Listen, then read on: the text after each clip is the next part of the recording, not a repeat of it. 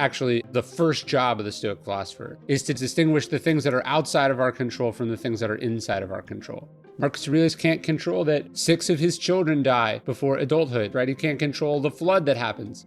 Even this all-powerful person has relatively circumscribed power. Ultimately, what he controls is what he thinks and the decisions that he makes. Hello, and welcome to the Decision Education Podcast, where we talk to a range of fascinating experts who share tips on all things related to decision making. I'm your host, Dr. Joe Sweeney, broadcasting from the Alliance for Decision Education, a national nonprofit committed to ensuring all students are taught the skills of good decision making, because we believe that better decisions lead to better lives and a better society. Imagine what a difference it would make in your life and the lives of those you love if we were all even a little better at making decisions. This podcast is for you, the adults, who are already out in the world making thousands of decisions every day and who want to get better at it. I hope you find it helpful.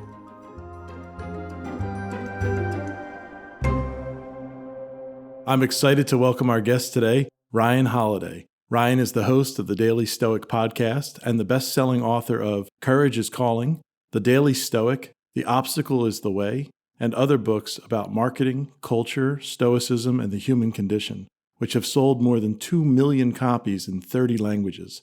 His work has directly influenced Super Bowl winning teams like the New England Patriots, NBA champions like the San Antonio Spurs, and Olympic gold medalists, as well as sitting senators and military leaders. Ryan has also written for The New York Times, USA Today, and The New York Observer. Ryan had a successful marketing career at American Apparel and then founded a creative agency called Brass Check, which has advised clients such as Google, as well as many prominent best-selling authors including Tim Ferriss and Arianna Huffington. Brass Check is also the creator of the incredibly popular email newsletters Daily Stoic, Daily Philosopher, and Daily Dad.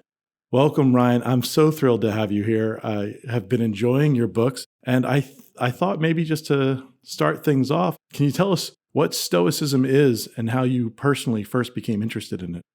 So my working definition of Stoicism, I like to define it as a philosophy that says we don't control what happens to us in life, but we control how we respond to what happens to us in life. And so it's really a philosophy focused on one's sort of emotions, one's attitudes, one's mental models for seeing and understanding things. And then it focuses, as far as one's actions go, less on trying to do things at the enormity of the global stage and tries to focus on what we can do as individuals in the world.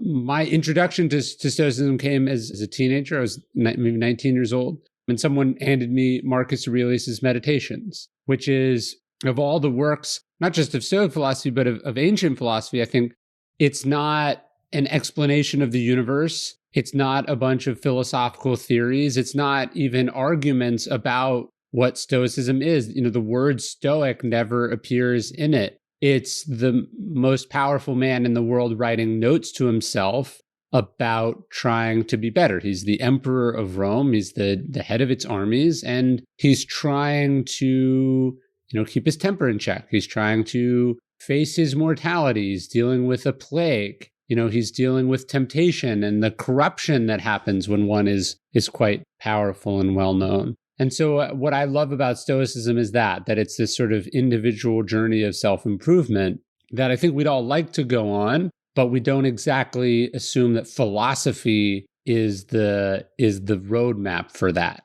And why do you think that is, Ryan? Why do you think that we normally think of philosophy as something other than practically useful for figuring out how to live our lives? I was talking yesterday at a bank in Oklahoma, and I put up the famous picture of Plato's Academy. And, I was saying that when you look at all these old white guys in their robes, it doesn't exactly scream, modern solutions to modern problems. Yeah. And then when you get into, these names that you can't pronounce, asking questions to which there's no answer, right? The trolley problem, or how do we know if we live in a computer simulation or something? These are all, intellectually interesting. How do you know that good and bad exists? What happens after you die? These are all, again, interesting questions. Take, how do we know if we live in a computer simulation? We could talk about that. But let's say you could definitively prove that we do. What am I supposed to do with this information? It doesn't change the fact that my kid was up late last night. It doesn't change the fact that I have a stressful job. It doesn't change any of this stuff. It's still there. Our questions about whether it has meaning, how to be good at it, what happens after, all those questions nevertheless remain.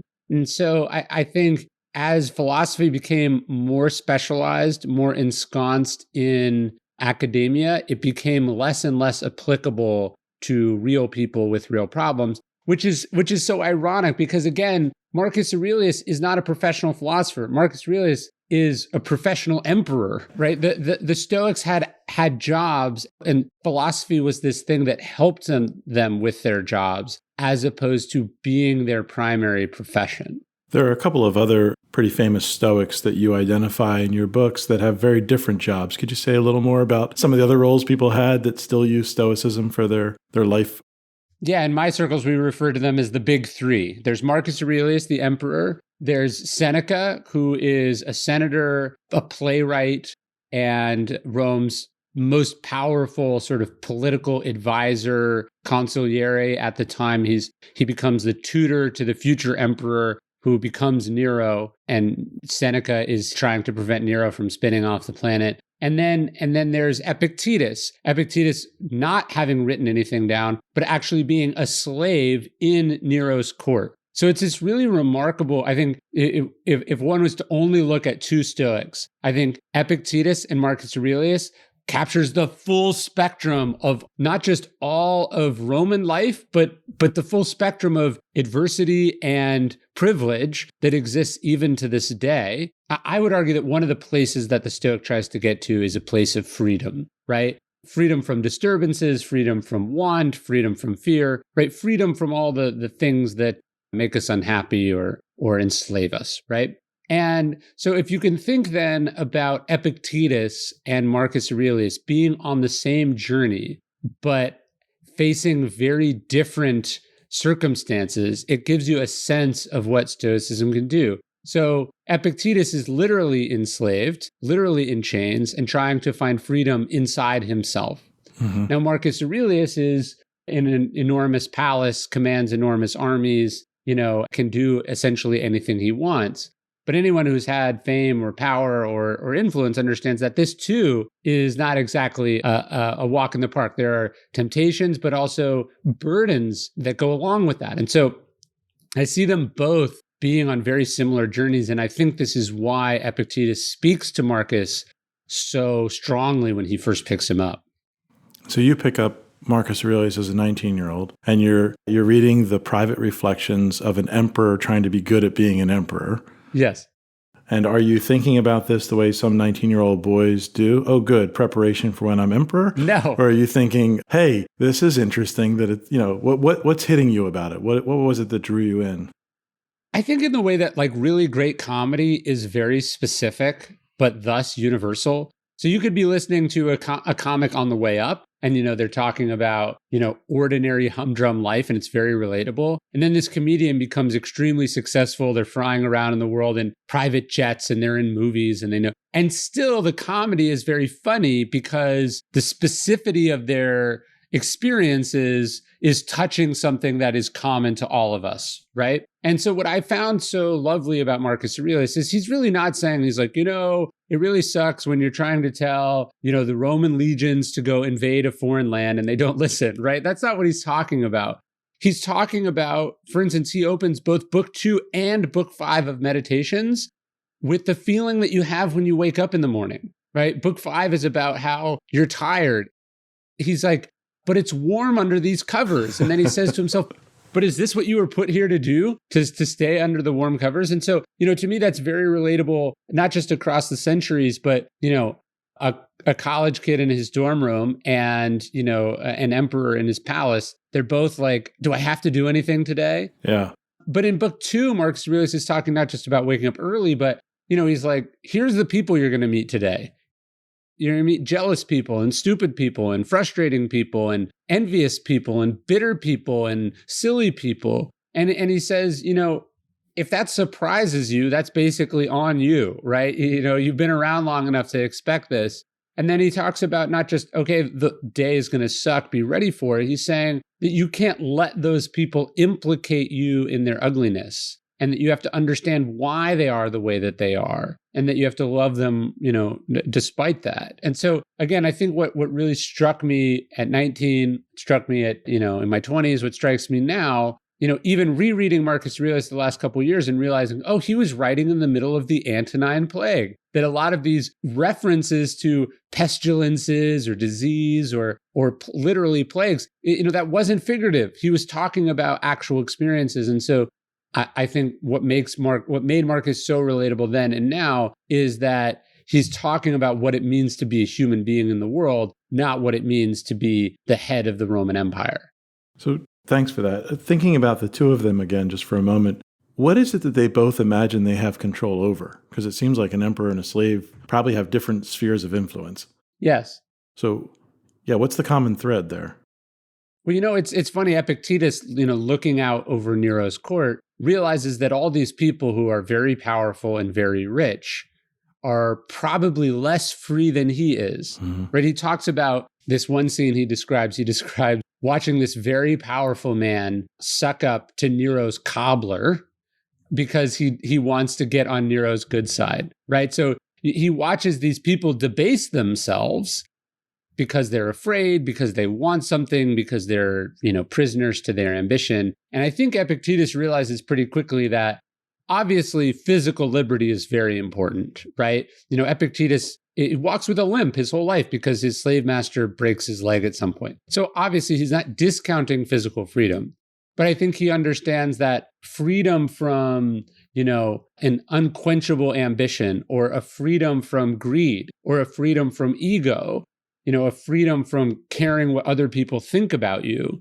These are more accessible freedoms that a lot of people who have even physical freedom take completely for granted. So I think at the core of it, actually, Epictetus says this is the first job of the Stoic philosopher, is distinguish the things that are outside of our control from the things that are inside of our control. So, again, even Marcus Aurelius can't control that 6 of his children die before adulthood. He can't control that an Antonine Plague happens, the Antonine Plague happens. He can't control that Rome is invaded by tribes at its borders, right? He can't control the flood that happens. He can't control 99% of what happens, right? Even this all-powerful person has relatively circumscribed power. Ultimately, what he controls is what he thinks and the decisions that he makes.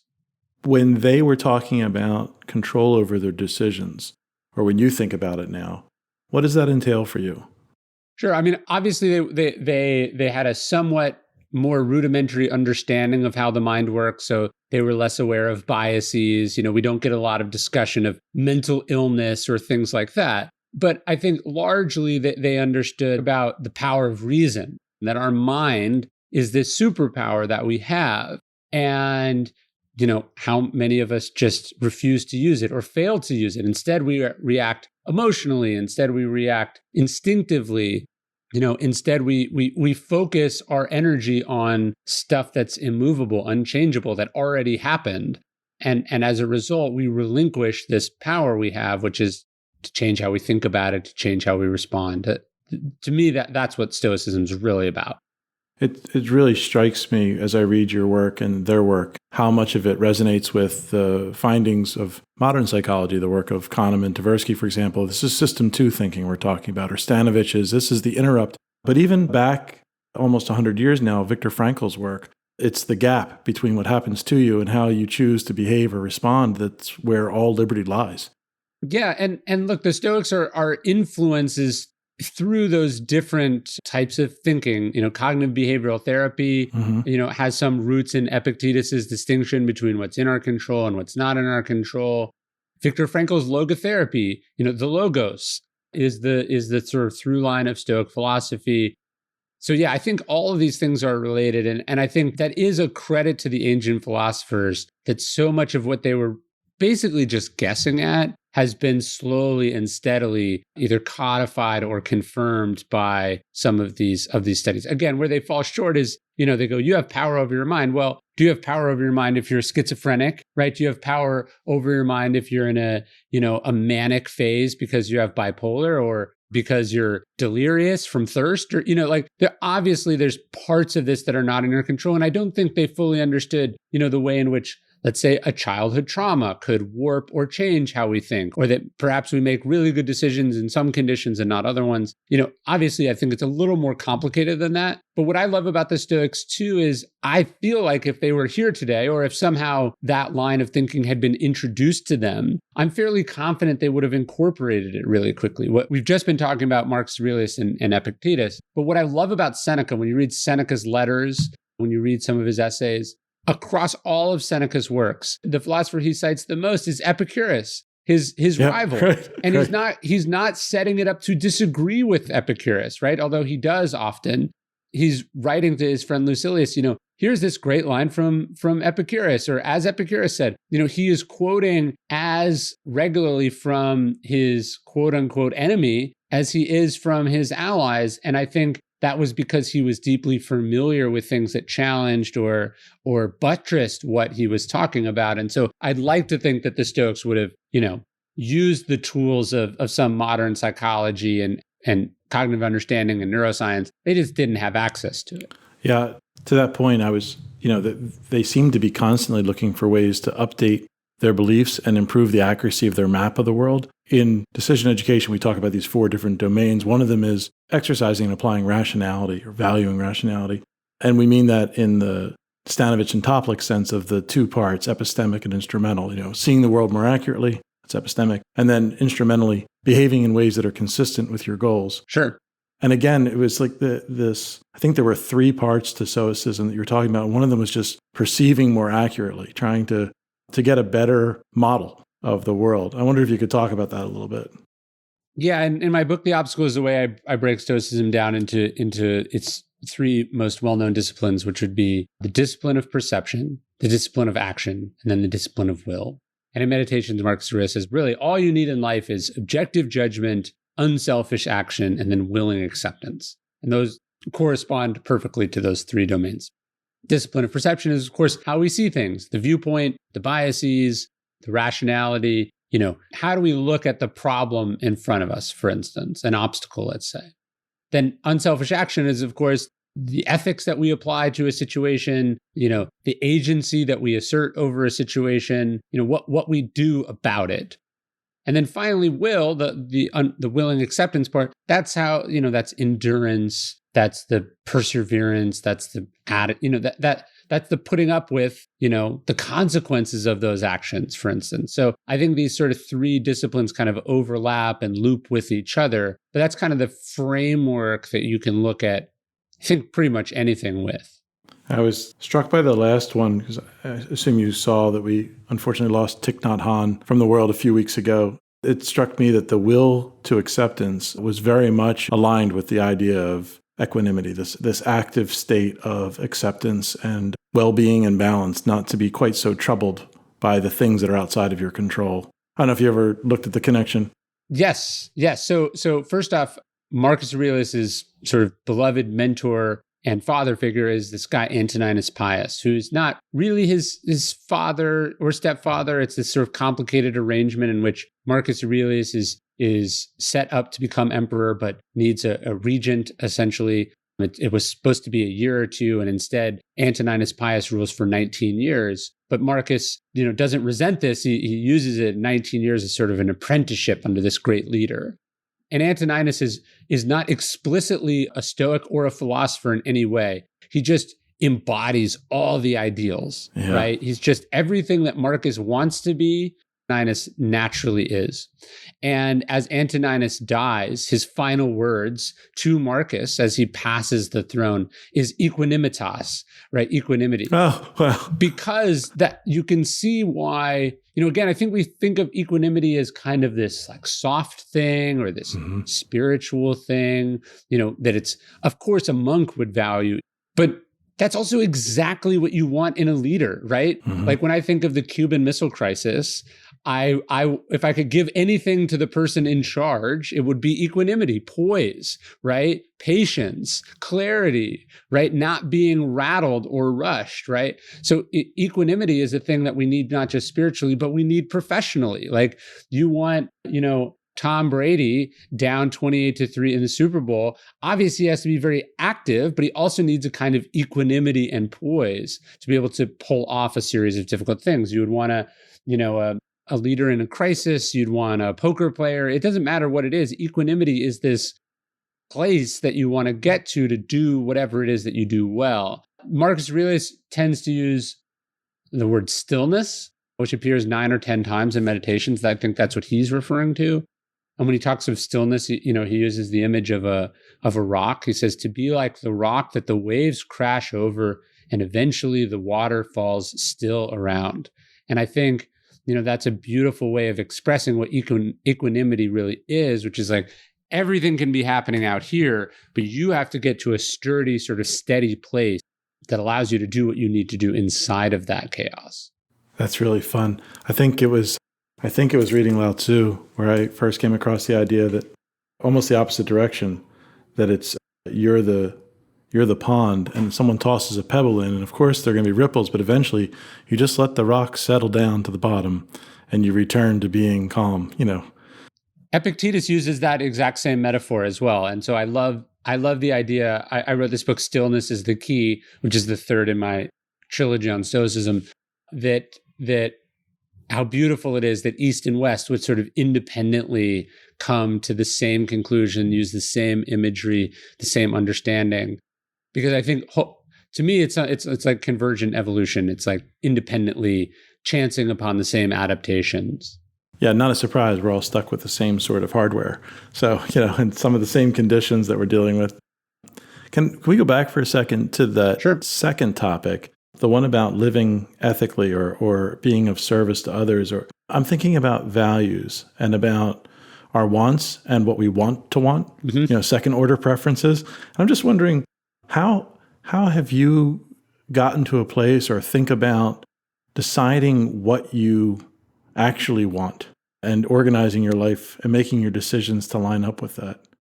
Yeah, so the virtue of justice is sort of a key theme in Stoic philosophy. It's really easy to focus on the stuff we're talking about that makes you more resilient, that makes you have more equanimity, that makes you more rational. Mm-hmm. There's also an argument that all of those things, I think, could be used to make you a better sociopath. Right. Right. And I sort of constantly have to push back on this in my writing, and I think just some of the people my work has attracted. That's not what the philosophy is about. Not just because the virtue of justice is there, but almost all of the Stoics were actively engaged in public and political life in some form. Almost all of them, behaved, although in accordance with, virtues or practices that today might not make sense, but were relatively progressive in their own time as far as ethics go. I think that was really, is important to point out. But Marcus Aurelius speaks over and over again in Meditations about the common good, right? Our obligations to each other. He saw himself as the emperor of Rome, but also as a human being, mm-hmm. right, with obligations to his fellow human beings. And so you'd say, what's good for the hive is good for the bee, right, as opposed to the other way around. Right. And, I think tried to do his best to be a good person. I mean, there were certainly abominable practices that the Stoics failed to question enough.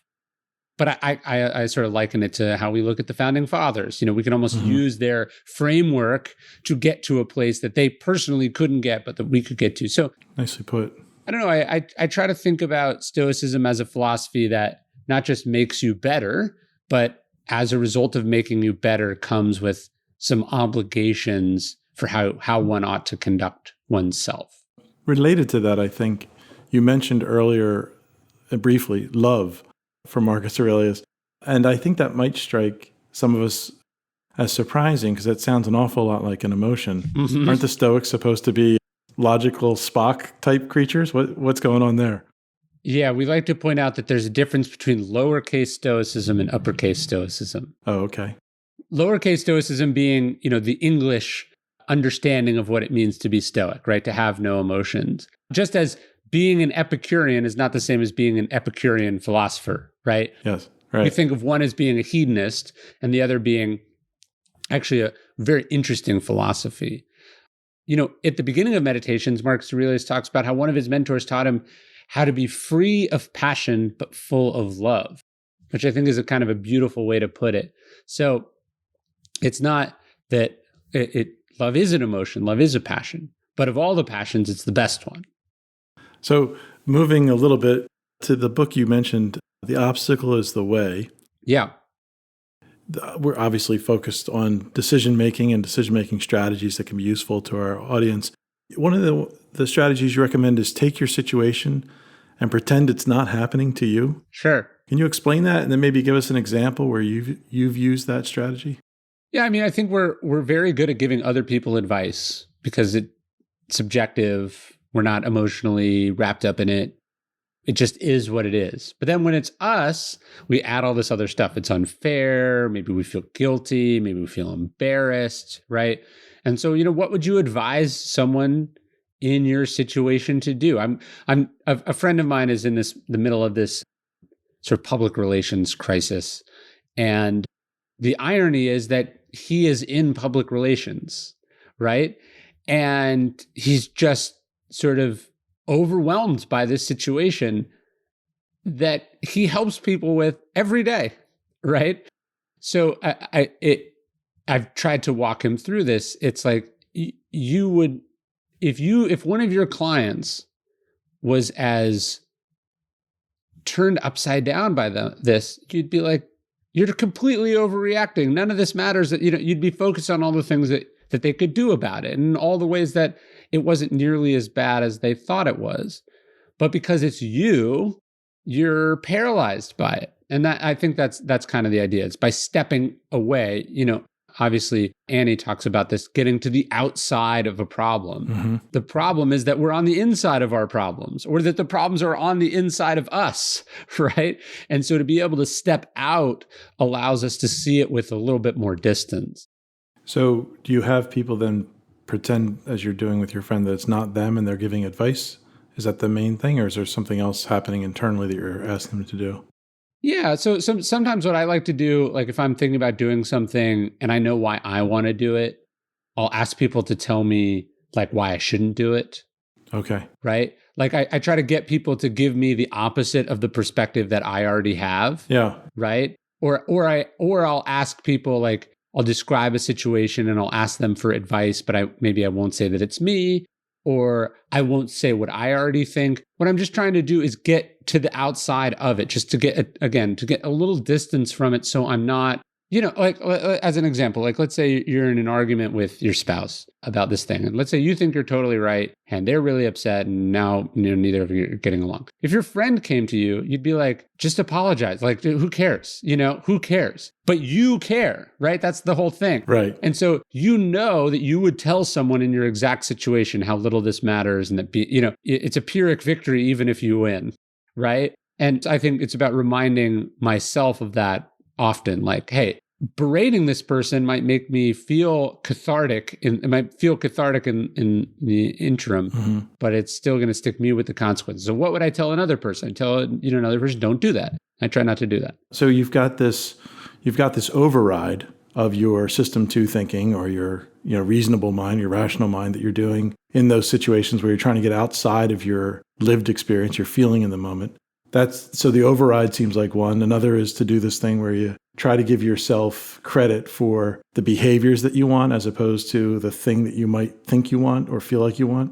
What's it feel like inside of Ryan's head at this point, maybe compared to when you started this journey? Does it feel any different? Do you still have the same emotional valence, or has it gone down? Like, are the interrupts faster? Like, what's the experience?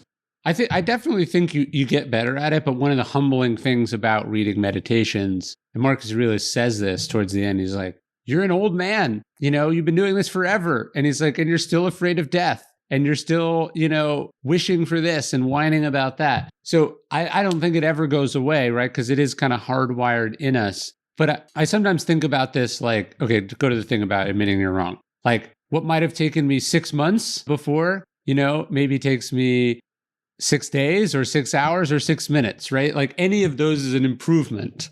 Or the thing that I might have, like, I think about this with, let's say, like losing your temper, getting mad, being provoked by the thing, maybe that never goes away. Yeah. But can I take fewer actions out of anger? So maybe I decide that I don't like something that someone said or someone did. Okay. But that stayed within me, right? Obviously, it'd be ideal that I got to this point of being a Stoic sage and I felt nothing despite the provocation. But I'm happy if I just don't take actions based on the anger. I don't try to get even. I don't say something cruel back. I don't nurse a grudge against this person, right? I don't think about them at all. And I just move on, right? So I think also just getting to a place of checking yourself before the action is, I think, improvement enough.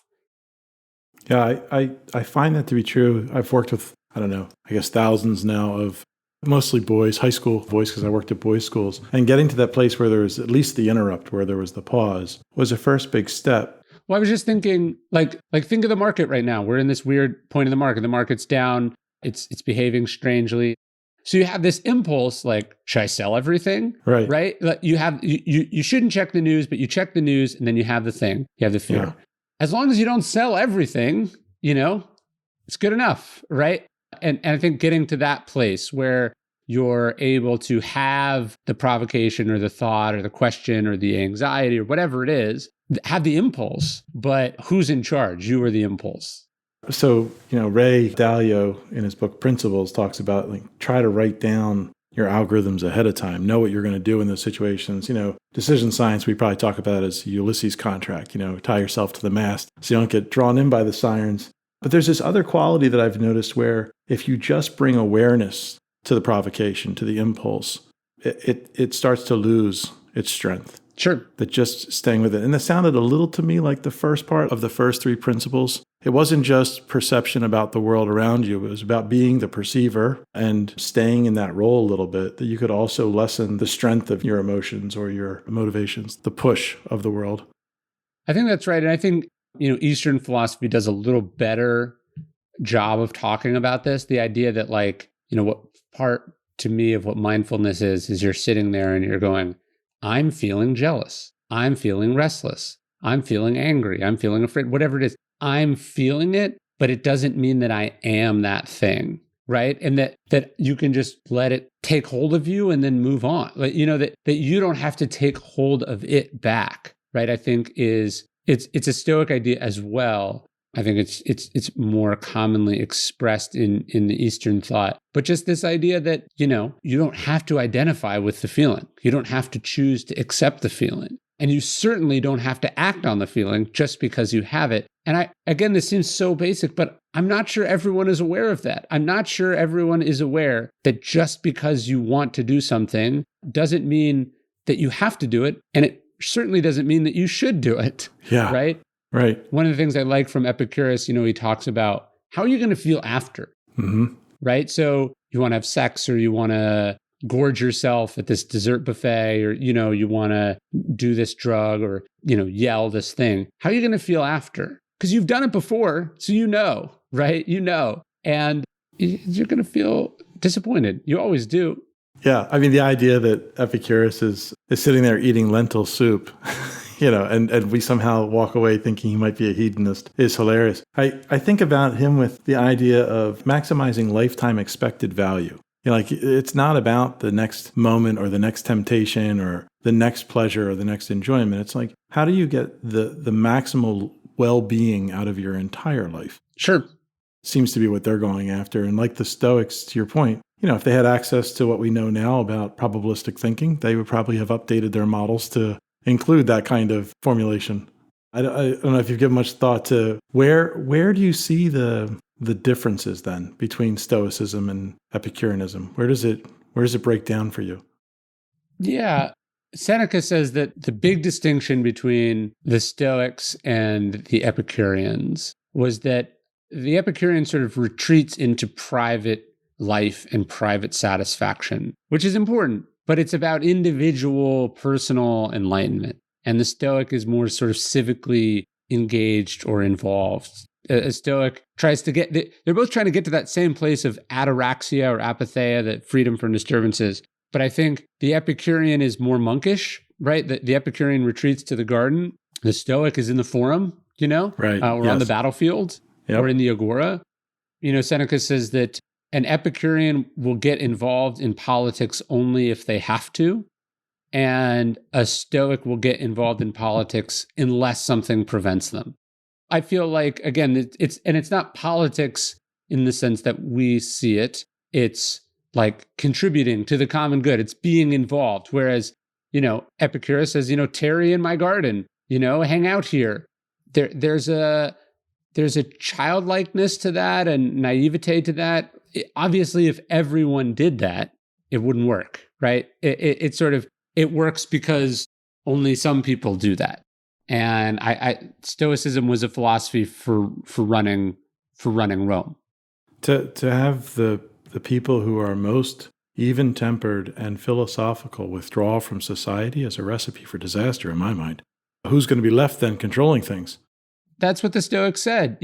There's a lecture that survives to us from Musonius Rufus. He's speaking to a Syrian king, and he sort of says, should a king study philosophy? And he's like, who better to study philosophy, right? Who do we need to have philosophical principles more than a king? And again, the Stoics don't do a great job questioning, autocracy or, what is the most just form of government. But yes, if the philosophers disengage, you are ceding the field to the non-philosophers, right? And I do think that's a problem.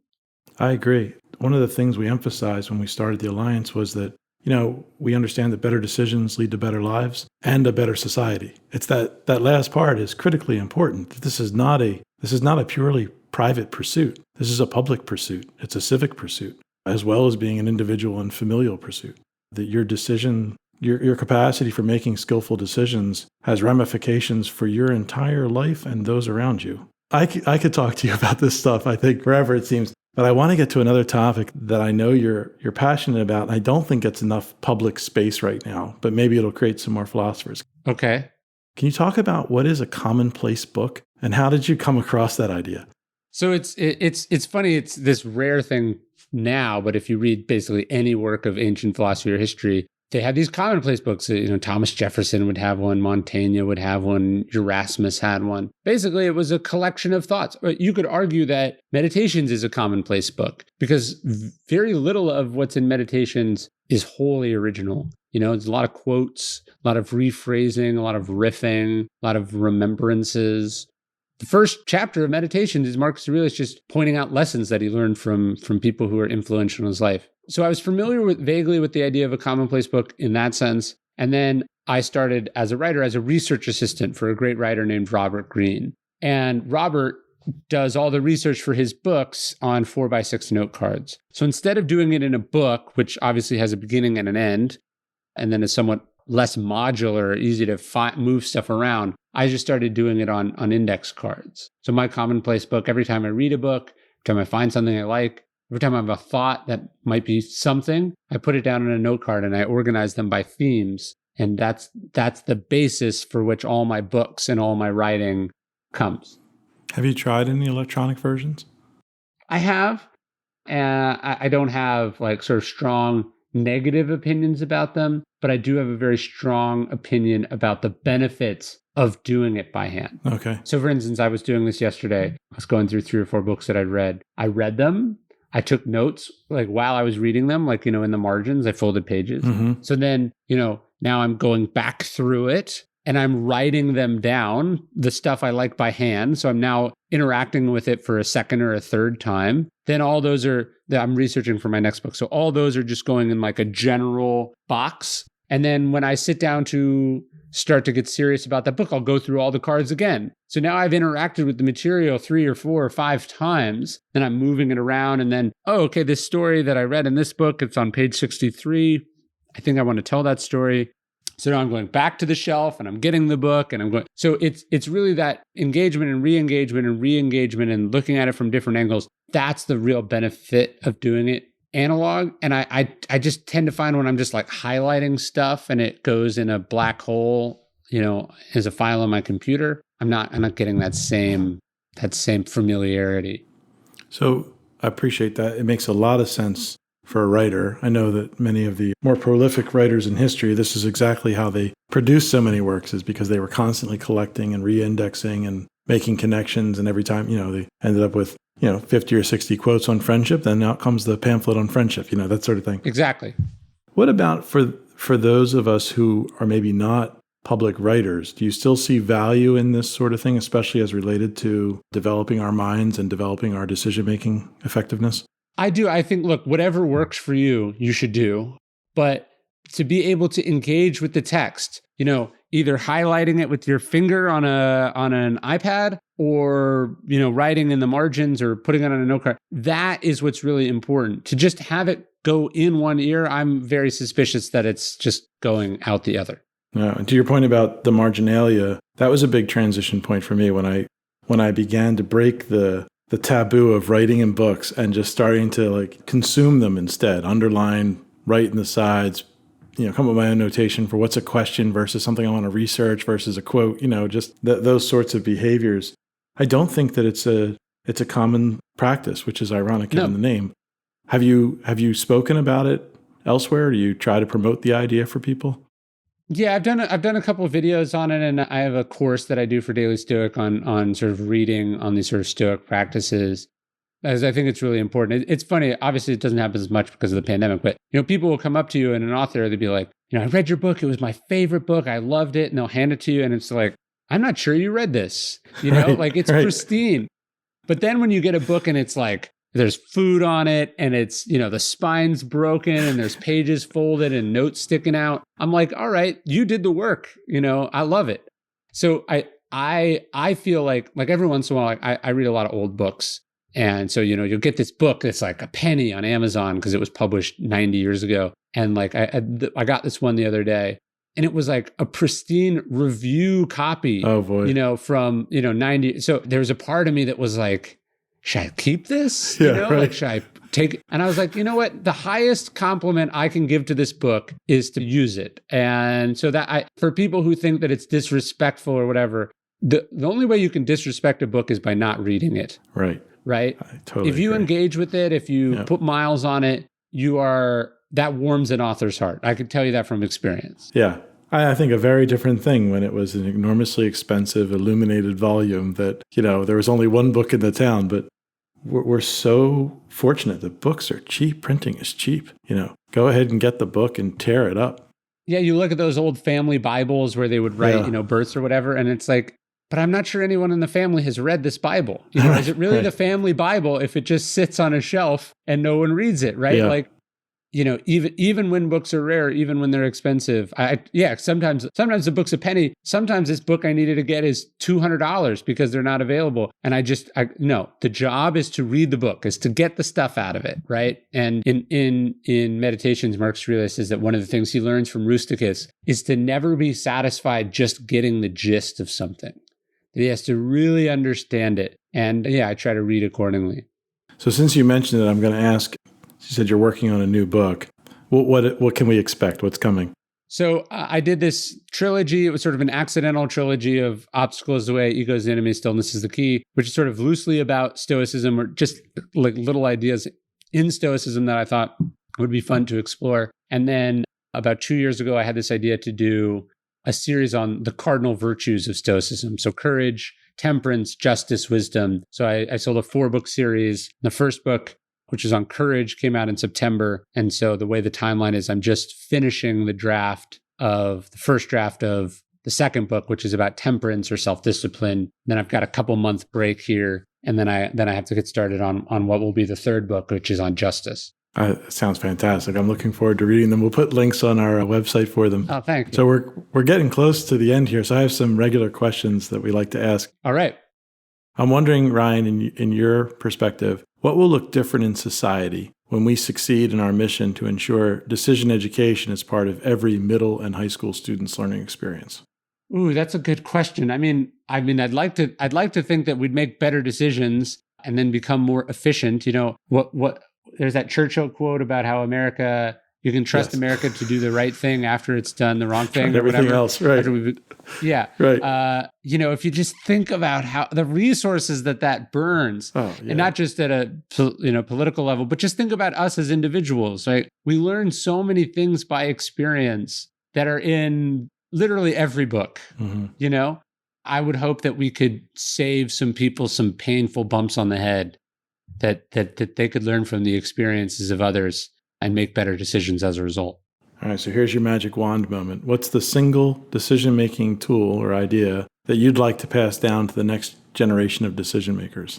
The big thing that I see people mess up, it's not that they make the wrong decision. It's that they make the wrong decision per their own goals or preferences or, priorities, right? So someone will go like, my dream is to do X. And then they'll make a bunch of individual decisions that are in direct contradiction of X because they lack the ability to sort of be strategic, right? So someone is like, I'm writing this book because I really care about the ideas and I want to get them out in the world. I want to transition from what I'm doing to this. And then, then they'll make the publisher that they sign with or the book they did, they'll make financial decisions. And it's like, but you already chose to not do a financial thing. And then here you are making the individual decisions along the way based on a totally different frame.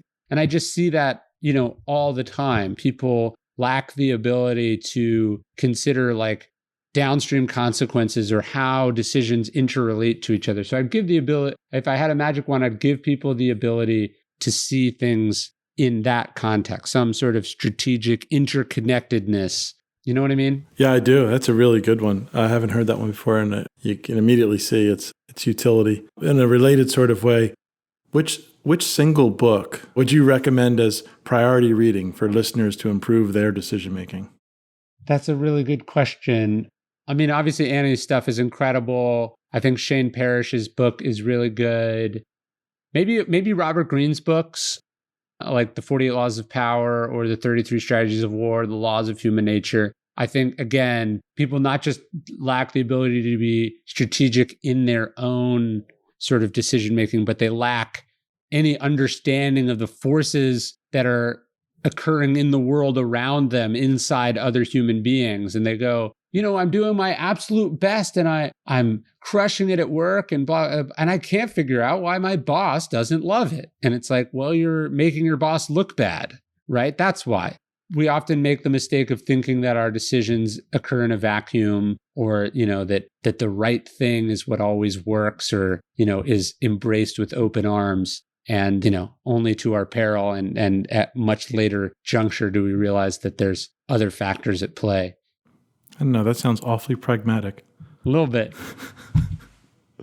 Ryan, I just want to thank you so much for coming on the show. If listeners want to go online and learn more about you, your newsletters and the Daily Stoic Podcast, or follow you on social media, where should they start? Where would you like them to go first? Yeah, I do a free email about Stoic philosophy every day at dailystoic.com. I do a parenting one at dailydad.com. And then those social media handles are out there also. Any books, articles mentioned today, you can check out the show notes on the Alliance site, and you'll also be able to find a transcript of today's conversation. We'll put the links to those books that Ryan just mentioned and the social media handles. Ryan, thank you so much for this. It was really a treat. Thanks for having me. At the Alliance for Decision Education, our mission is to improve lives by empowering students with essential decision skills.